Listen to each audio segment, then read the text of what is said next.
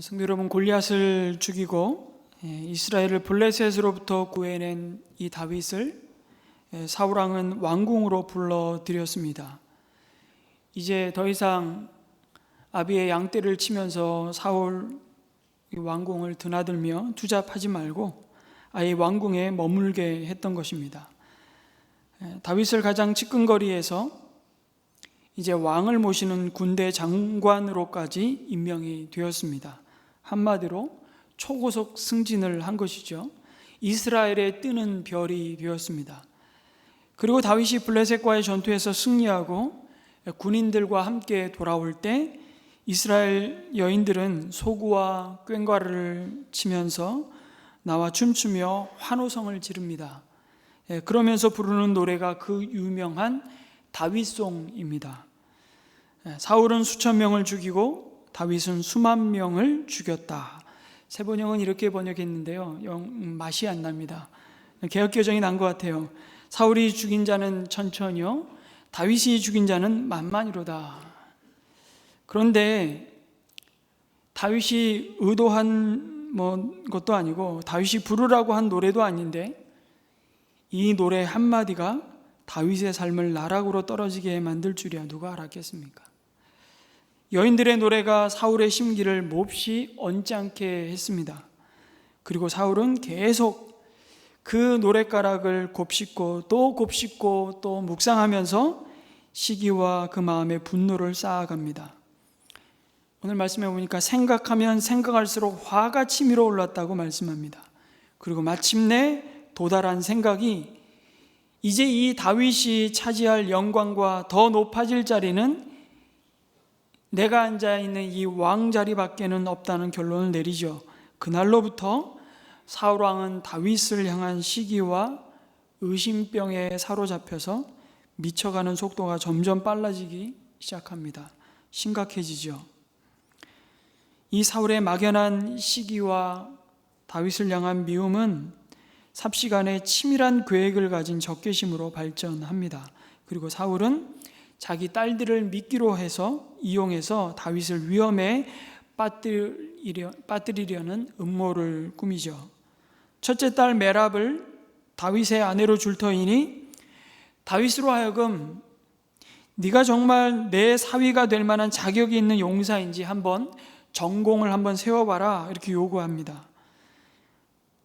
이미 골리앗을 무너뜨린 것에 대한 약속도 지키지 않으면서 다시 다윗을 그 전쟁터의 선봉에 나아가 사지로 내몰아 죽게 만들려는 의도였습니다. 그러나 다윗은 어떻게 자신이 감히 왕의 사위가 될 만한 자격이 있겠습니까?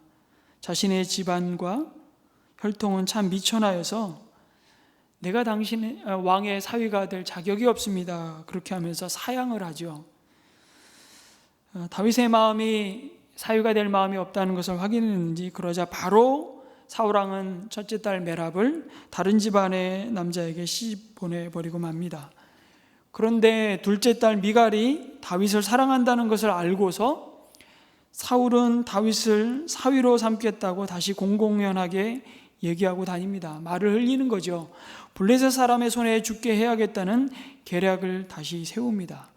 그리고 다윗에게 결혼 지참금으로 요구하는 것은 아무것도 없고 나의 원수, 사울의 원수 블레셋 남자의 표피 100개를 가져오기만 하면 그것이 최고의 결혼 선물이 될 것이라는 말을 흘립니다. 다윗의 그 공의로움, 그 하나님 앞에 불붙는 마음을 사울은 이용하고자 했던 것이죠. 그 말을 듣고 왕의 사위가 되는 것이 다윗도 마음이 동했습니다. 그래서 결혼식을 하기도 전에 이제 블레셋 남자 100명의 포피, 그러니까 100명의 모가지를 따오라는 것이었는데 200명의 목을 쳐 죽이고 그들의 포피를 가져옵니다. 은밀하게 다윗을 제거하고자 했던 사울의 치밀한 계획은 번번이 실패하죠. 모든 일은 오히려 다윗에게 유리하게 돌아갑니다.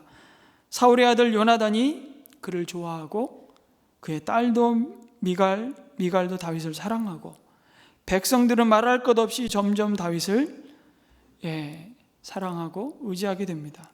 그리고 결정적인 것은 사무엘상 18장 28절에 굉장히 의미심장한 말씀을 주고 있죠. 같이 한번 읽겠습니다. 시작.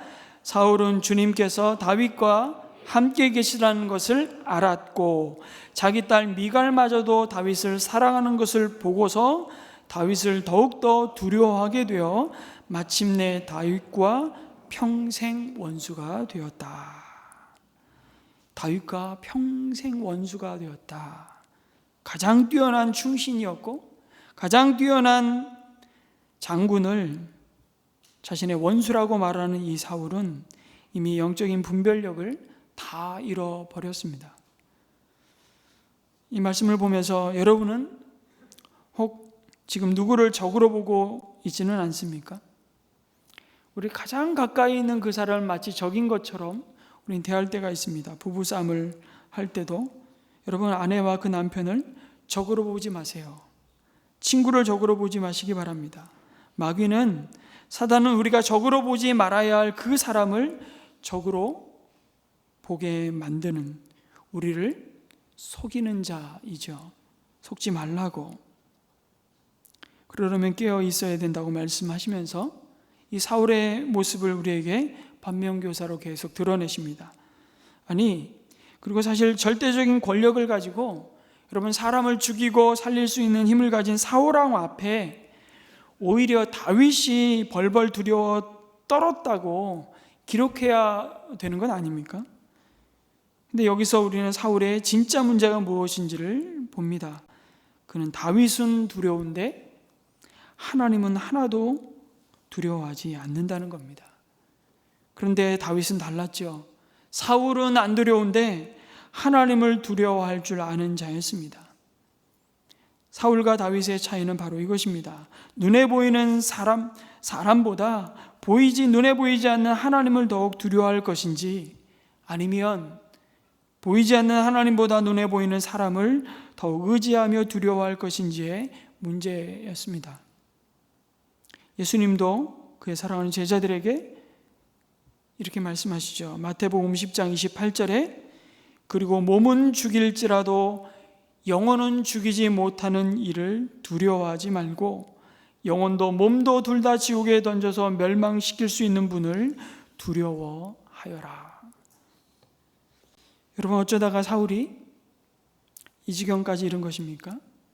그것은 그 마음의 시기와 의심 그리고 분노로부터 시작되었음을 봅니다. 그 시기와 질투 그리고 그것이 가져오는 결과가 무엇인지를 보게 되는 것이죠. 여러분 시기와 질투가 사울의 마음을 사로잡자 말씀드린 대로 그의 눈에는 훌륭한 부하인 다윗이 더 이상 보이지 않았습니다. 사실 그는 용감한 부하이자 좋은 사위가 된 다윗을 자신의 사람으로 얻었습니다. 그것만 해도 얼마나 큰 축복입니까? 하지만 시기와 질투심은 그가 이미 얻은 좋은 것을 보지 못하게 만들었습니다. 그 질투가 마음을 지배하도록 내버려 두자 그는 다윗을 죽여야 하겠다는 계획과 실행에 골몰하게 됩니다. 이렇게 사울은 다윗을 죽이려고 자신의 모든 힘을 사용해서 포위망을 좁혀가는데 역설적이게도 사울은 다윗을 죽이는 것이 아니라 도리어 자기를 스스로 죽여가고 있었던 것입니다. 이것이 죽음에 이르는 죄, 시기와 질투가 맺는 죽음의 열매입니다. 여러분 시기와 질투는 누구를 원수로 삼는 미움과 증오의 마음을 낳고 그 분노의 불이 되어 이처럼 남을 죽이기 이전에 먼저 자신을 태워 죽이고 만다는 것을 보여줍니다. 시기가 무엇일까요?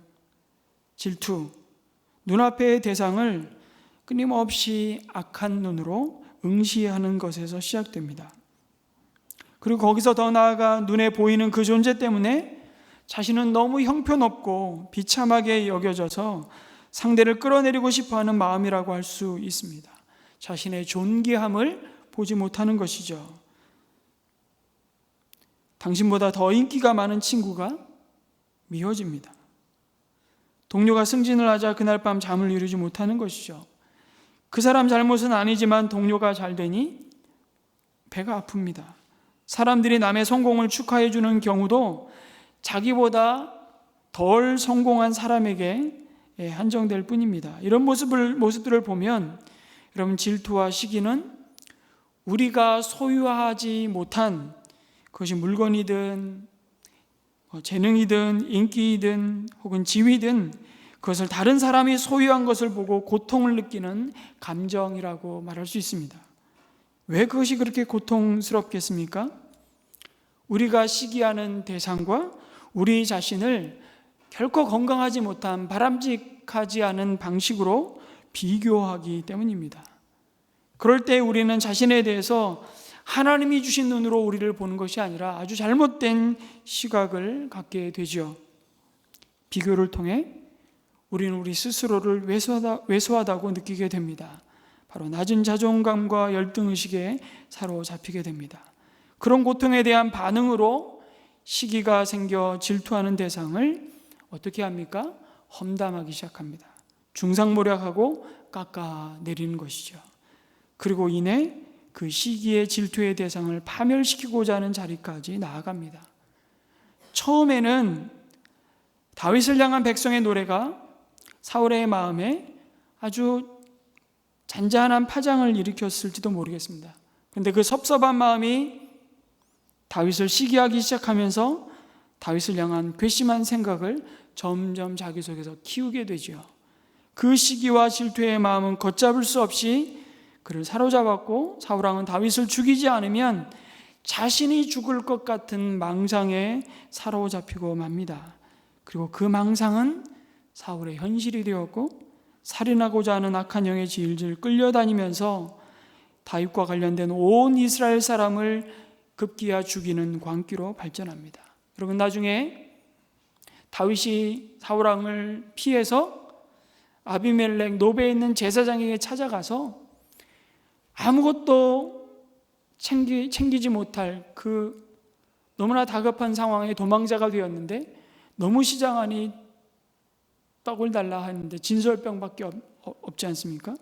그래서 하나님 앞에 드린 구별된 거룩한 진설병을 받아오고 골리앗의 칼을 전해 받습니다. 그런데 아히멜렉과 함께한 그 모든 제사장들과 노베에 거주하는 성읍 사람들을 사울왕은 진멸하죠. 진멸해야 할 대상은 진멸하지 않고 같은 동족인 이스라엘을 진멸하는 이 어처구니 없는, 그것도 이방 사람 에돔 사람 도액의 손을 통해서 하나님의 언약의 백성이 진멸하는 어처구니 없는 죄악을 저지르고 맙니다. 여기서 인간의 시기와 이 질투의 끝이 어딘지를 보게 됩니다. 결국 다윗을 향한 사울왕의 불타는 이 시기는 그의 온 생을 불살라버리고 참혹한 길로 치닫게 만듭니다. 결국 죽음에 이르는 자는 시기에 사로잡힌 바로 자신임을 보는 것이죠. 하지만 그것을 발견했을 때는 이미 돌이킬 수 없는 자리에까지 이르고 마는 것입니다. 그 시기와 질투의 끝은 결국 자기 파괴밖에는 없습니다. 잠언 14장 30절에서 그래서 지혜자는 이 시기와 질투에 대해서 이렇게 말씀합니다. 같이 한번 읽겠습니다. 시작. 마음이 평안하면 몸에 생기가 도나 질투를 하면 뼈까지 썩는다. 시기와 질투, 그리고 그것이 낳은 또 다른 열매가 또 하나 있다면 시기에 사로잡혀 있을 때 우리는 성장하지를 못한다는 것입니다. 우리의 온 마음과 시선이 경쟁자를 향해 있기 때문에 모든 삶의 에너지는 고갈되고 하나님이 주신 사명을 감당할 수 있는 힘도 의지도 창의력도 다 소진하고 맙니다. 여러분, 다윗과 사울의 인생은 묵상에서 갈렸다라는 말이 있습니다. 무슨 얘기냐면 다윗과 사울 모두 하나님으로부터 기름 부음 받은 왕이었습니다. 그러나 전혀 다른 왕이 되었죠. 한 사람은 폭군으로 전락하고 다른 한 사람은 성군으로 추앙받게 됩니다. 두 사람의 차이는 뭘까? 무엇을 묵상했는가가 달랐다는 것입니다. 사울은 뭘 묵상했을까요? 끊임없이 다윗만 묵상했던 것이죠. 다윗에 대한 경쟁심과 열등감에 사로잡혀 그 정적을 제거하는 것을 자신의 사명인 양 여겼습니다. 그러나 다윗은 주야로 하나님을 묵상하죠. 자신을 죽이려는, 그토록 죽이도록 어쩌면 미운 원수가 아니라 즐겁고 복된 말씀을 밤낮으로 그 마음에 채우며 그 말씀으로 그의 삶을 읊조리는 것이 다윗의 유일한 낙이었다고 해도 과언이 아닙니다.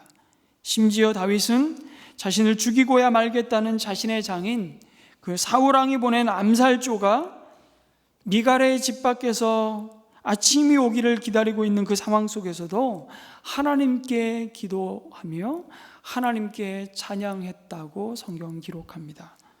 어디 그런 말씀이 있습니까? 시편 59편의 말씀입니다. 시편 59편의 말씀의 제목을 이렇게 붙여놓았습니다. 지휘자를 따라 알다스핫에 맞추어 부르는 노래, 다윗의 믹담. 사울이 다윗을 죽이려고 사람을 보내어서 그의 집을 감시하고 있을 때에 다윗이 지은 시라는 제목이 붙어 있습니다. 그리고 이 시는 1절에서 4절까지 이렇게 노래합니다. 나의 하나님, 내 원수들에게서 나를 구원해 주시고 나를 치려고 일어서는 자들에게서 나를 지켜 주십시오. 악을 지어내는 자들로부터 나를 구해 주시고 피 흘리기를 좋아하는 자들에게서 나를 건져 주십시오. 그들이 내 목숨을 노리고 매복해 있습니다. 강한 자들이 나를 치려고 모여듭니다. 그러나 주님, 나에게 허물이 있는 것도 아니요 나에게 큰 죄가 있는 것도 아닙니다. 나에게는 아무런 잘못도 없으나 그들이 달려와서 싸울 준비를 합니다. 깨어나 살피시고 나를 도와주십시오. 그리고 16, 17절 마지막에 이 노래는 이렇게 결론을 내리죠. 같이 한번 읽겠습니다. 나의 힘 되신 주님을 찬양하렵니다. 내가 재난을 당할 때에 주님은 나의 요새, 나의 피난처가 되어 주시기에 아침마다 주님의 한결같은 사랑을 노래하렵니다. 나의 힘이신 주님, 내가 주님을 찬양하렵니다. 하나님은 내가 피할 요새, 나의 한결같이 사랑하시는 분. 이처럼 다윗은 위기의 때에, 그리고 심지어 죄로 그의 삶이 무너지고 쓰러졌을 때에도 다시 하나님께 피할 줄 아는 자였습니다. 참 공교롭게도 다윗도요, 나중에 왕이 되어서 한가롭게 왕궁을 거닐 때 밧세바를 범하지 않습니까? 그리고 그 밧세바의 너무 사랑하는 남편 우리아를 죽이는 과정을 잘 살펴보시면 사울왕하고 똑같습니다. 그러나 사울과 다윗의 차이는 그 죄 아래 누구에게 피하느냐가 달랐던 것이죠. 위기의 때, 죄로 그의 삶이 무너지고 쓰러졌을 때에도 다윗은 다시 하나님께 피할 줄 아는 자였다는 것입니다. 그것이 사울과 다윗의 차이였습니다. 사울은 원수를 묵상하다가 왼수 같은 인생을 살았고, 다윗은 그럼에도 끊임없이 하나님을 묵상하다가 복 있는 사람이 되었습니다. 여러분, 이제 사울왕은 은밀하게 다윗을 제거하려는 계획과 실행을 버리고 아주 공개적으로 다윗을 죽이겠다고 신하들과 요나단에게 말합니다. 이 순간부터 다윗은 살아도 산 목숨이 아니었습니다. 이것은 고대 사회에서 공개 처형하겠다는 선고였죠. 여러분, 스탠딩 오더를 내린 겁니다. 스탠딩 오더가 무엇입니까? 명령권자가 취소하지 않는 한 그건 죽을 때까지 계속 유지되는 명령이라고 할 수 있죠. 포크라인 김정은이 이복형 김정남을 죽이기 위해서 내린 명령이 바로 이 스탠딩 오더죠. 몇 년에 걸쳐서 집요하게 김정남을 추적해서 그 명령은 취소되지 않았습니다. 그 명령권자가 취소하기 전까지는. 그래서 알아서 밑에 있는 부하들이 이제 일을 계획하고 그것을 마치 자기의 대단한 전공으로 아마 그 사람 다 훈장 받았을 거예요. 하물며 고대 사회의 왕이 가진 권세를 생각할 때 여러분, 공개적으로 신하들에게 이 명령을 내렸다는 것은 이제 다윗은 더 이상 이 가나안 땅에 발붙이고 살 수 없다는 것을 말해주는 것입니다. 누가 감히 그 사울왕 앞에 나서서 이것이 잘못된 명령이라고 말할 수 있겠습니까? 그런데 하나님은 다윗을 구하기 위해 그 사울을 가로막고 설 사람들을 그때그때마다 예비해 놓으셨습니다. 바로 요나단과 미갈이 오늘 등장하죠. 요나단과 미갈은 다윗을 너무 좋아했고 사랑했습니다. 그러나 그들은 사울왕의 입장에서 보면 너무나도 뼈아픈 사람들이었습니다. 바로 자식들이었기 때문이죠. 특별히 여러분, 요나단은 따지고 보면 아버지 사울왕 입장에서 이 다윗을 죽이고자 하는 이유가 바로 자식 요나단 때문이었기 때문에 그렇습니다. 자신의 아들 요나단에게 왕위를 물려주기 위한 일이었죠. 그런데 정작 요나단은 그 일에 가장 방해꾼 노릇을 하고 있는 자가 되었습니다. 참 아이러니하지 않습니까? 다음 날 사울왕과 함께 요나단이 다윗이 숨은 들로 아버지를 모시고 나갑니다. 그런 다음 사울 왕에게 다윗에 대해 얘기를 하죠.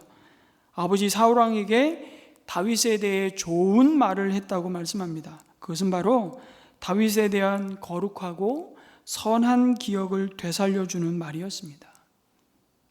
다윗이 아버지께 죄를 지은 일이 없을 뿐만 아니라 자신의 목숨을 아끼지 않고 블레셋 장수를 쳐 죽이고 이스라엘을 블레셋에서 건져내었습니다. 다윗은 아버지를 도와서 언제나 충성한 신하가 아닙니까? 그것을 아버지께서도 직접 보고 기뻐하셨지 않습니까? 라고 말하죠. 그런 다윗을 이유 없이 죽이신다는 것은 하나님께 죄를 짓는 일이라고 충언을 합니다.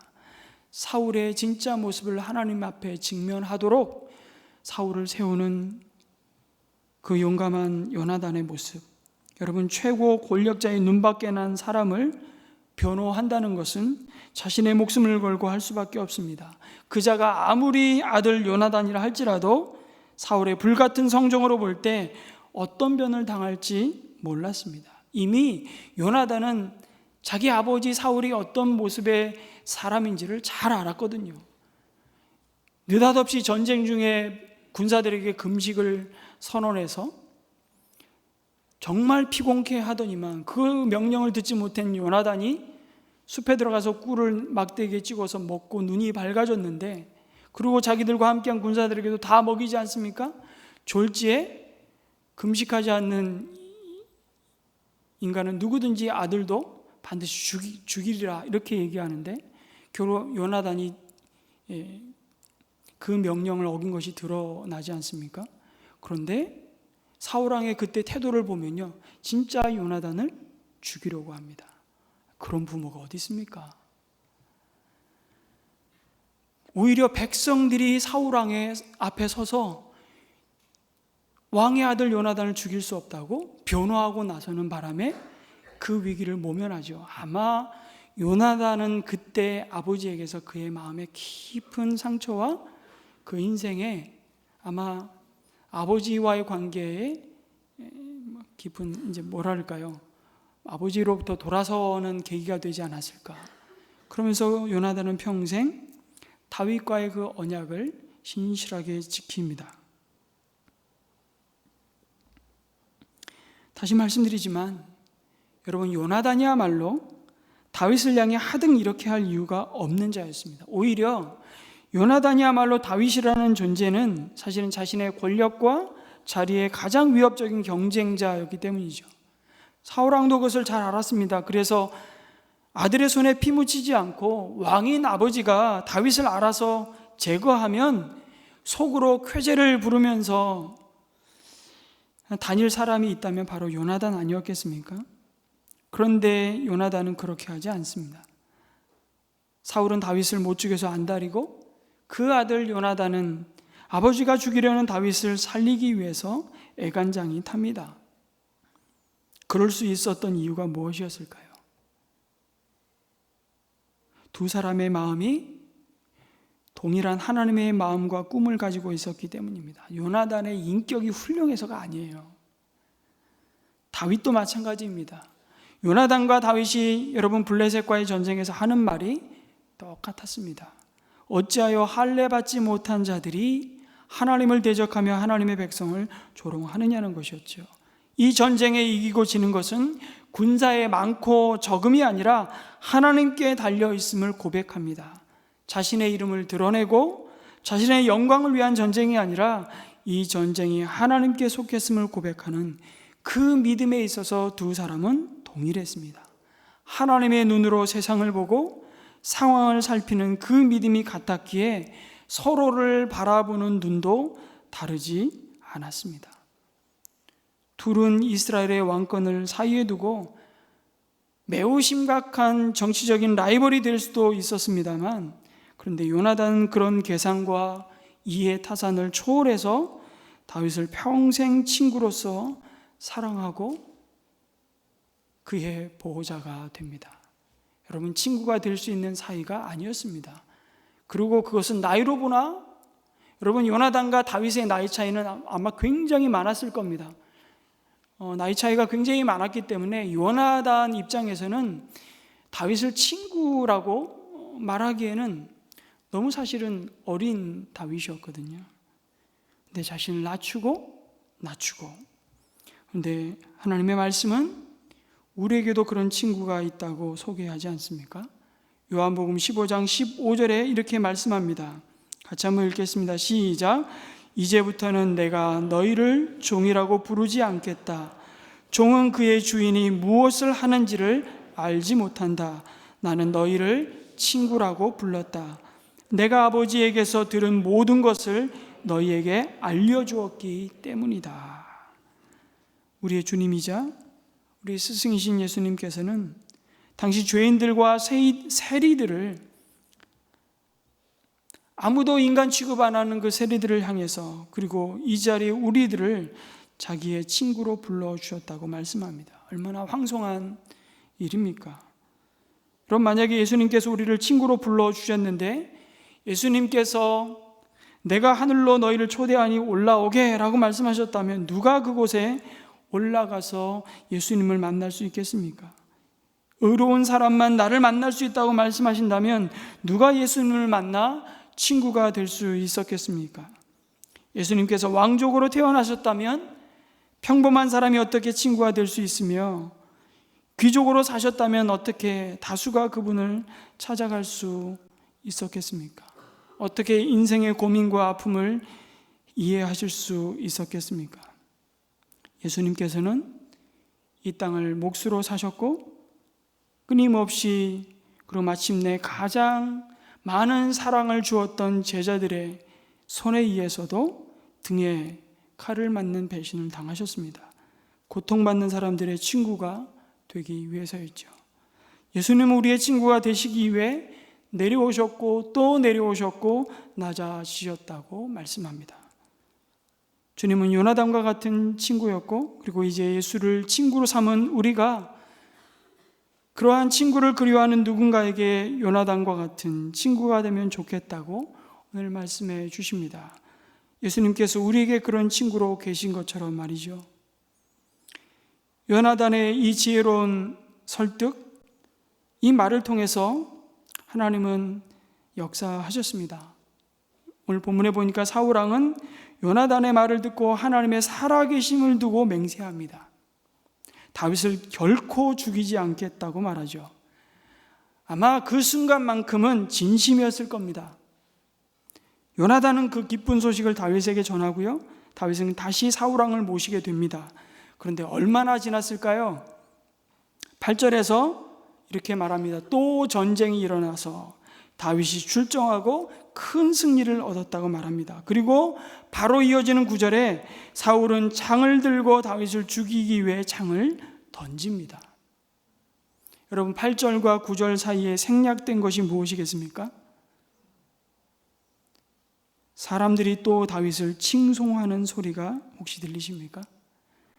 다윗이 또 우리에게 승리를 가져왔대. 또다시 사울이 죽인 자는 천천히요 다윗이 죽인 자는 만만히요. 우리의 다윗 연호하는 동시에 사울의 마음에 격동이 일어납니다. 사울의 시기와 의심과 분노와 두려움이죠. 다윗을 죽이지 않겠다는 약속도 아무 소용없었습니다. 사울은 그 맹세를 지킬 힘이 없었습니다. 다윗을 향한 사울 왕의 질투는 더 불타올랐고 이제 남은 것이라고는 분노밖에 없었습니다. 사울이 가진 근본적인 문제가 바로 이것입니다. 근본적인 죄악이 해결되지 않았는데 아무리 맹세해 본들 아무 소용이 없는 겁니다. 문제의 뿌리가 해결되지 않았는데 여러분, 아무리 우리가 진심으로 후회하고 뉘우치고 다짐해도 그 문제가 해결되지 않습니다. 어떤 목사님이 비유를 아주 너무 리얼하게 하시더라고요. 여러분, 똥기저귀를 치워야 똥파리가 안 붙죠. 똥파리만 열심히 쫓아내면 뭐합니까? 똥기저귀를 치워야 되는데, 이렇게 비유하시더라고요. 지금 사울의 모습이 바로 그렇다는 거예요. 근본적으로 하나님과 뒤틀려진 이 죄악의 모습이 해결되지 않으면 소용없는 거죠. 사람들 가끔씩 결단합니다. 내가 이 술을 먹으면 사람이 아니다. 모든 중독자들의 공통적인 특징입니다. 내가 다시 도박을 하면 손모가지를 잘라버리겠다.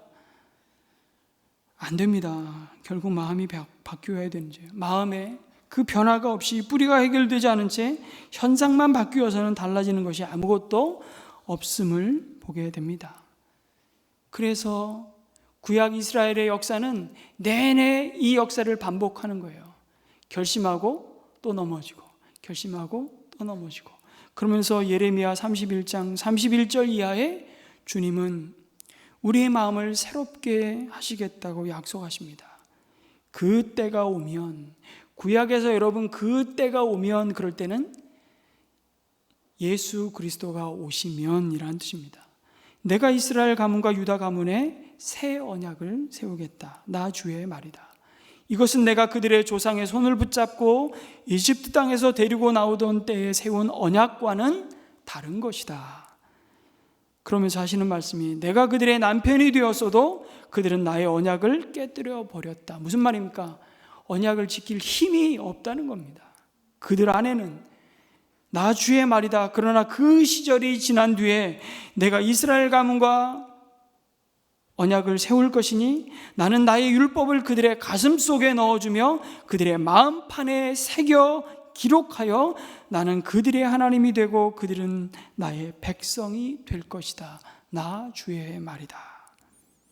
하나님의 율법을 우리 마음판에 새기시겠다고 말씀하십니다. 우리 마음에 거룩한 하나님의 소원도 주시고 그 하나님의 소원을 이룰 수 있는 능력도 날마다 우리 안에 주시겠다고 약속하시는 것이죠. 그것은 사람의 결심과 다짐과 의지가 아니라 하나님이 우리 안에 들어오셔서 영원히 우리를 떠나지 않으시고 우리와 함께 하심으로 성령께서 우리 안에 오늘도 일하시는 구원의 놀라운 열매이고 역사입니다. 죄를 향한 갈망은 시들게 하시고 주를 향한 갈망은 불일 듯 일어나게 하시는 그 성령님의 역사만이 우리를 살게 할 것이라 말씀하십니다. 이 말씀을 받아서 바울은 로마서 8장 13절에 그래서 이렇게 말씀하시는 거죠. 같이 읽습니다. 시작. 여러분이 육신을 따라 살면 죽을 것입니다. 그러나 여러분이 성령으로 몸의 행실을 죽이면 살 것입니다. 우리가 어떻게 해야 하나님의 형상을 따라 지음받은 존귀한 인생으로 사는지를 보여주시는 말씀이죠. 여러분의 삶 속에서 여러분 비슷한 패턴의 죄가 반복되고 있다면 나타나는 현상만 고친다고 해결되지 않습니다. 근본적으로 그 죄의 원인을 우리 안에 계신 성령의 소욕을 따라 치유하시고 능력으로 제거해야 하는 것이죠. 그래서 우리는 날마다 구해야 할 기도의 제목이 있다면 하나님 내 안에 계신 성령의 소욕을 따라 행할 순종, 그 순종을 우리가 구하면서 성령으로 충만하게 하여 주시옵소서. 우리가 온전한 성령의 사람이 되지 않고서는 답이 없다는 것을 보여주시는 겁니다. 내 마음을 더 이상 내가 다스리지 않겠습니다. 오직 내 안에 영원토록 함께 하신 성령 하나님께서 나의 마음과 생각을 다스려 주시고 내 의지를 진리로 이끌어 주시고 그 인도하심의 믿음으로 순종하겠습니다. 날마다 그 고백과 함께 이 하루를 시작하는 겁니다. 여러분, 이제 다윗도 사울왕이 돌이킬 수 없는 다리를 건넜다는 것을 직감했습니다. 그 밤에 도피하였고 그것이 사울 왕궁에서의 삶의 마지막이었습니다. 다윗은 미갈의 도움을 받아서 사울왕이 보낸 암살단을 피하여 도망가죠. 그리고 한 가지 주목해야 할 것은 다윗이 어디로 도망했느냐는 겁니다. 그는 자신을 기름 부어 왕으로 세웠던 사무엘 선지자에게 갑니다. 여러분, 그에게 따지러 갔을까요? 이 모든 사단이 당신이 나에게 기름 부어서 이렇게 되었다고, 그 일만 아니었으면 내가 이런 생고생을 안 했을 텐데 원망하러 갔을까요?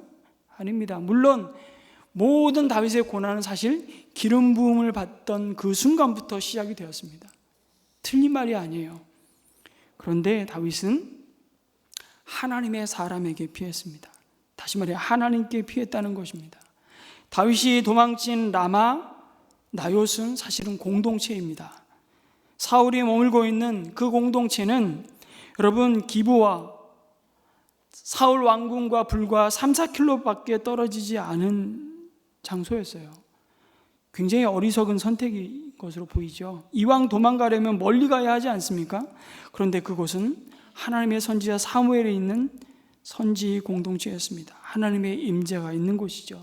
결국 다윗의 인생이 복된 것은 그가 하나님께로 도망갔기 때문입니다. 여러분, 우리가 피할 때 도망가야 할 곳은 하나님의 거룩한 임재의 자리입니다.